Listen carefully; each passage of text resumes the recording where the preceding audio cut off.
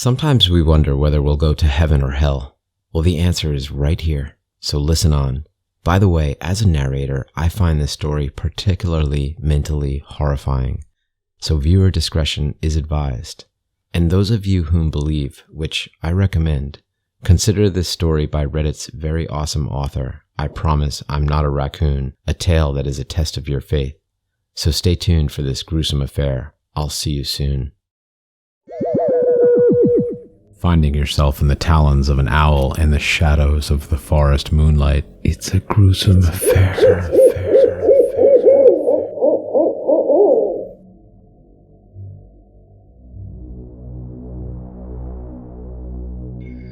The sign, although engulfed in flames, was pretty easy to read. Welcome to hell, you know what you did. As we lined up in front of those coal-black gates getting ready to open, we had the briefest of moments to chat and get acquainted. I learned that the man next to me was a serial killer, murdered 4 different hitchhikers throughout the 80s, and buried them somewhere outside Seattle. He said that the night he died, he hopped on that rickety bus heading south. He saw one of the hikers trying to flag a ride. The boy behind him had killed a homeless man coming home drunk after celebrating his girlfriend's 17th birthday. He had downed half a bottle of vodka and passed out behind the wheel before the front of his car collided with the unfortunate vagabond's head. While the impoverished gent died pretty much instantly from a moderate to gently crushed skull, the boy was not so fortunate. No. An object in motion tends to stay in motion unless acted upon or colliding with an outside force. In this case, a tree. The splintering sheet metal of the car's outer shell had sliced a deep head lesion that only 2 hours later took his life in the hospital. Funny enough, once the gates opened and we all mushed together as a crowd onward, the kid ended up running into and toppling over some unsuspecting soul. To his horror and my delight, it was the same homeless man he had mentioned before. Whoever said hell was all pain and suffering never took a moment to enjoy the scenery along the way. Hell is efficient, I'll give you that. Although we started off as one big line, they split us up into 2 the closer we got to the processing. Anyone who practiced law, civil service, or started a fad food diet, to the left please.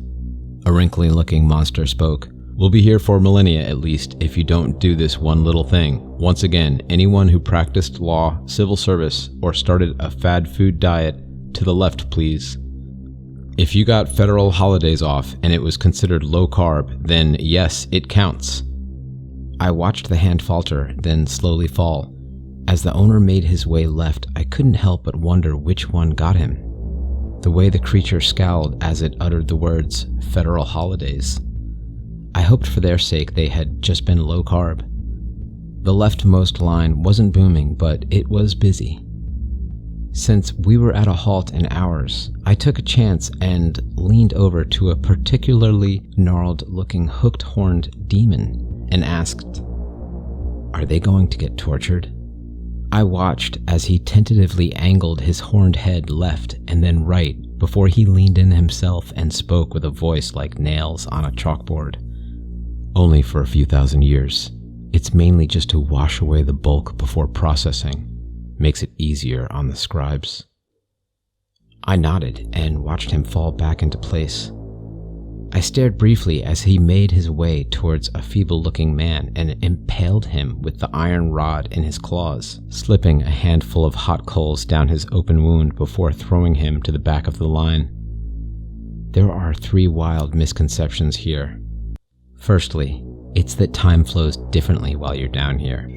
It actually flows the same, and they make a point of it. The first chamber you walk through is filled end to end in loud ticking clocks. It's also very inclusive. In my 50 years down there, I never saw a single time zone, active or decommissioned, that was left out. There was even a sundial complete with a burning red ball of fire we all had to walk past for those who had never been acquainted with a clock. The ticking itself can drive you mad. but the oohing and the awing as everyone spots their particular time zone and decides then and there is the best time to regale you with where they're from, what the weather is like, when to visit, and what tourists just do and don't understand is especially irritating. I think that's the real punishment of that room. It was to me anyway. Oh, and I forgot to mention, if you don't keep track of your time when they ask you at the desk, you have to repeat the whole process over again. And no, that doesn't mean commit what you saw to memory. It means count the seconds up to when they ask you as well. Learn from my mistakes. After the clock room, we get 1 minute with family. Any family that might be lounging around in hell is dragged up and obligated to visit. They'll tell you every detail of what they did and how they're paying for it. For anyone lucky enough to have even a second cousin laying around down there, you are entitled to 5 whole minutes possessing a real, living, breathing human being. Just remember, whatever you do while up there counts against both you and them when time is up. This is where things get muddy for me. As I sat down at that cold metal table, I was greeted by a frantic and insane-looking woman, my supposed mother. I was sure I had never met her in my life, and something in the glint of her stare let me know she thought so too. I have many speculations on why she didn't say anything, but seeing the tired look in her frightened eyes made me think that she was just happy to get a break. She told me about the horrible things they do here. How on her first night the demons strung her upside down by her entrails and forced cockroaches down every place they could. They stuck hooks the size of hands through every patch of skin they could and pulled in opposite directions. They pulled out every organ and force-fed it to her while they told her about her sister in the next room. As she recounted her torture at the hands of creatures that sent shivers down my spine, I couldn't help but start to cry. In that world of endless pain, I reached and softly held her hand. Her exhausted eyes stared at the gesture before they met mine. I softly squeezed and reassuringly rubbed the back of her hand with my thumb. I saw the wrinkles and scars dissolve as the faintest bit of humanity still flickered behind those glassy eyes. With one last squeeze and the kindest tear-stained smile I could offer, I watched the one piece of her left refuse to break as a piece of my own fell to ashes. When she was forced to her feet once more and disappeared down that dark passageway, all she could do was stare at her hand, smiling as she sobbed. This is the second misconception, that of all the horrors you'll face, the worst are the ones you feel.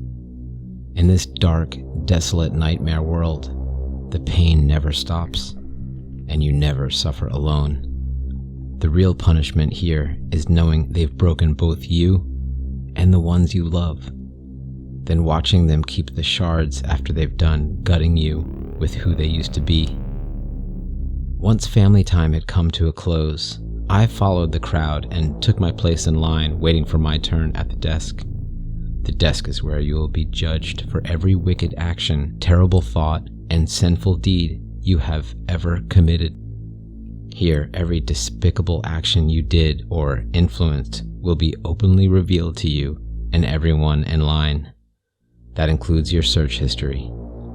You'll see the face of the one you love the most cower in hatred and disgust while you try to explain yourself to them. It doesn't matter what you do or say.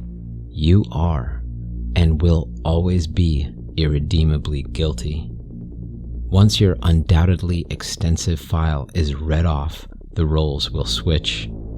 As punishment, you'll hear every thought, every deed, and every atrocity that will land your loved one down here with you. As punishment for your actions, they'll even show you their final moments along with their first 5 minutes in the vault. As I stood in front of that jet black desk, I saw the face of my daughter, her angelic voice dripping with malice as she screamed my misdeeds, the affair, the violence, my slow decline to heroin, all of it.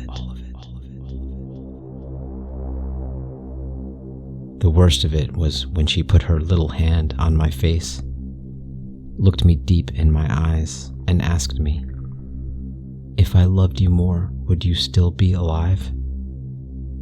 I was a mess. As I collapsed to the floor, clutching her tiny body, she wrapped me in a cold embrace. It was then I saw her grow into an adult in front of my very own eyes. I saw the bruises on her skin from all the hateful partners bloom like flowers, the bloody cracks and track marks kissing her body as she got thinner and thinner. Still sobbing on the floor, I witnessed my little girl grow a sickly pale before crumbling into my arms. I heard the demon laugh as her breathing got more and more raggedy by the moment. I held her still body for a second before the needle-thin hooks fell upon us from the darkness above. Screaming in horror, I watched helplessly as she was pulled in every which way, ripping her skin open as bloody chunks hailed from the sky. I saw bones dangling as the blackened veins wriggled inside like worms. The muscle fibers twisted and constricted as the cracking sounds of bone paired with the agonizing screaming of her terrified voice. "Oh God," she screamed. "Make it stop. Please, make it stop." Her wide, horrified eyes locked with mine. Although she had the body of an adult, her voice seemed to defy nature. When she opened her mouth once more, all I heard was the voice of the little girl I had left behind. "Help me, Daddy. It hurts so much." I jumped to my feet and tried desperately to reach for her, but the moment I was standing again, she was pulled away into the vast darkness that hung over us. All I could register was the cackling at the desk. With a jab from the burning rod, I heard the monster scream, "Next." Defeatedly, I trudged on. I want you to know that this is the hard part. I know everything I described before must have sounded terribly already, but this is the worst part. This is the part where you get tortured. Whatever you think you know about pain, I want you to throw it out the window. There is nothing that can compare to what happens inside that pitch black room. As I stood there, stark naked, I felt fear grip me harder than it ever has. For your sake, and mostly mine, I'll skip this part. Just know that when the vault door locks behind you and the silence starts to become deafening, it's okay to cry. As the chains rattle around you and you feel the long, sharp nails drag across your skin, it's okay to cry. I don't know how long I was in there. I don't even remember getting pushed out. All I can recall is the bright white. I was in the fetal position, covered in blood, sweat, and tears when I felt the end of a clipboard start to jab at me. "Fill this out," the wrinkled creature muttered. "Once you're done, come talk to me." When I had finished composing myself, I grabbed it gently and took a seat nearby. All it asked was name and cause of death. As I walked to the creature, I felt myself shake. The ringing and buzzing in my ears just didn't seem to stop. The thing gave it a quick once-over before waddling down the long, narrow hallway leading to the only door in sight. It stopped as it reached the foot of it and turned to beckon me towards it. Nervously, I came closer. It said nothing as it opened the door, but I know exactly who it was sitting in that chair. He was, like the good book said, a very handsome man. I had seemingly interrupted him from the paperwork at hand. I could tell by the double take he took when he had realized I had entered his office. "Ah, there you are." His voice reminded me of Morgan Freeman's, only less warm. "Sit, sit, sit." He motioned to the 2 empty chairs that sat opposite his desk. Awkwardly, I pulled one out and sat myself down. A chair is a chair, but after what you go through here, anything even remotely cushioned is considered as close to heaven as you can get. He seemed to enjoy my reaction. As his lips parted, I saw the row of glistening white teeth that shone back. It was like a row of diamonds, only he seemed to have just a few too many. "Now," he began, "you're probably wondering just what, and it's no pun intended, the hell you're doing here, huh, champ? Well, you see, there was a bit of a mix-up. Now, I see how wide your eyes got, but no, I don't mean that kind of mix-up. Do you happen to remember when you first arrived here?" I jogged my mind for a second as he looked over the sheet I had just filled out. "Oh, good. You really did fill it out." He held the paper up excitedly for a moment with a grin. "And it's actually legible. I was afraid you might have been one of the feral ones when you first walked in." "When I first got here," I mumbled, "the gates were closed." He nearly gave me a heart attack as he banged his fist against the table. "Right, that explains it." I watched as he rubbed his temples and let out a loud groan. "You'll have to forgive that. We recently got a new wave of scribes out of the vaults who, I swear, can't tell their sins from their transgressions. I swear if those damn centennials would just put down their New Testaments and act like decivilized people, this place would run much smoother. You must remember Family Day." My heart seemed to ache as I recalled that frail woman. I hoped against all I knew that she was doing as close to okay as possible. After a moment of silence, I finally muttered, "Yes." "I'm sure you already know she wasn't family." He had closed his eyes, still rubbing his temples. "While you did have family here, you were designated for a 5-minute possession. I'm terribly sorry that you never received it, but better late than never, huh? As we speak, we are hunting for the absolute best candidate we can for you to enjoy your time on Earth." With that, he smiled at me once more and patted my arm. "We'll even double your time on us." I stared at him in utter disbelief. "Excuse me?" I said tentatively. "But if I have family here, why am I being allowed this? Shouldn't I be able to see them?" I think this was the first time his snake-like smile had flickered in ages. Although he was still flashing that row of diamond dentures, I could see the hardness in his eyes. It felt like an eternity as he sat there in silence. His eyes were unmoving, but I could still see the wheels turning inside his head. "I see the vault didn't dull you a bit." He narrowed his eyes as he prepared to speak. "I'll let you in on a little secret, free of charge.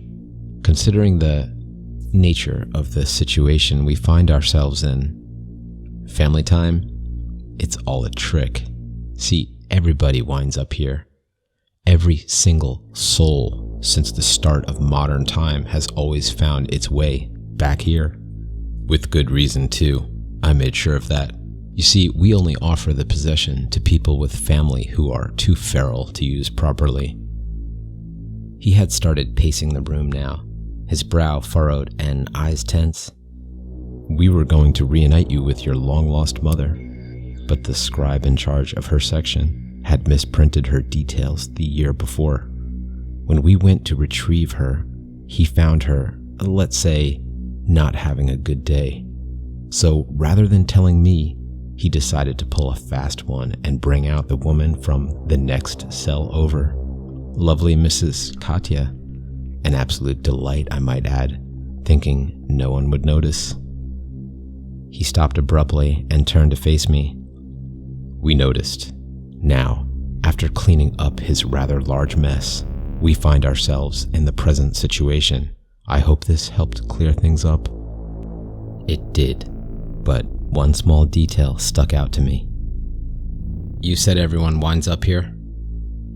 Sitting on edge now, I drew from strength I didn't know I had left. Is there no heaven? Once again, silence enveloped us. As his smile finally fell, the ringing I had felt coming out of the vault was still there and seemed to accentuate his every move. Finally, he wagged his finger at me before turning his head and grinning. I like you. He took a step towards me but stopped after he saw me flinch. Instead, he returned to his seat. Nothing gets past you, does it? Maybe when you get back, we can talk about becoming a scribe. He let out a deep sigh and his eyes went misty. Have you ever heard of my greatest trick? Now it was my turn to furrow my brow. You mean making the world think you didn't exist? With a clap of his hands and a reflexive startled jump from me, he broke into a laugh. Yes, that one, he said, chuckling. That wild misconception. You people were so close too. I didn't need to make you think I didn't exist. You were all so eager to do that yourselves. No, the greatest trick I ever pulled was making you think he would die for you. I mean, think about it. The all-knowing, all-watching Heavenly Father who made you of dust and bone and kicked you out for what? Eating an apple that he made and placed almost a literal arm's reach away from you? Then the same guy goes about killing your entire civilization almost twice over, except maybe one or two of you on a raft full of cat pee, because of what? Because he didn't like the way you boogied down in Babylon? And then the same...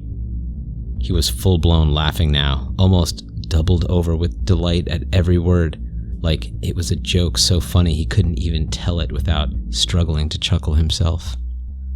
Then the same guy comes down and says, "Hey, I love you now," and even you guys didn't buy it. Well, I have to hand it to you there. He wasn't the same guy. That little rascal was none other than yours truly. See, while he was entitled to do whatever he wanted, so was I. At least I was the day he threw me out of that nice little gated community. I did it. He already hated you from the day you had eaten from the fruit of the loom. I just made it easier.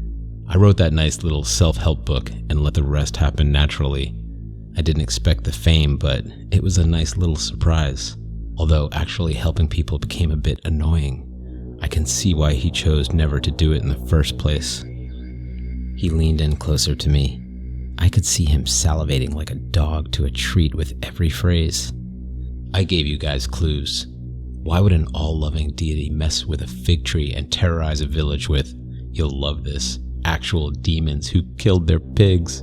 I thought for sure that gave me away. No. All you people were so desperate to be loved that you just let it slide. Desperate for the love he never told you how to earn. When I was crucified, I just went home and let you come to me. He sat back with the most satisfied expression I had ever seen. That was the greatest trick I ever pulled. As the door swung open and the awful creature came to view, he smiled one last time. I see your ride is here.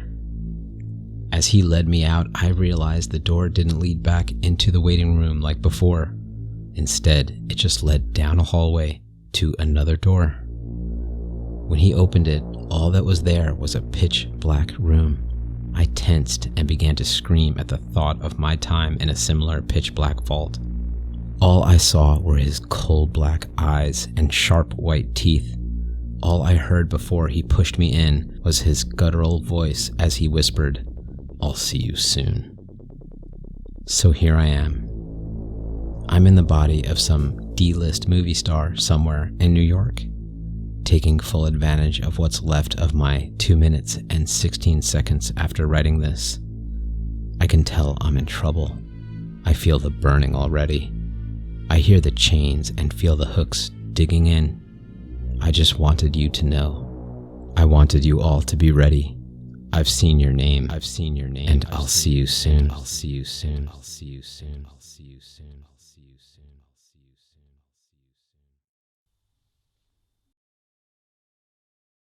To my forest friends, Thank you for listening to another tale. I hope you enjoy these horrible stories as much as I do. If so, please rip at the like button and scratch a comment. And be sure to subscribe so we can visit here on the Smoking Owl Tales channel next time. And catch you on another night very soon.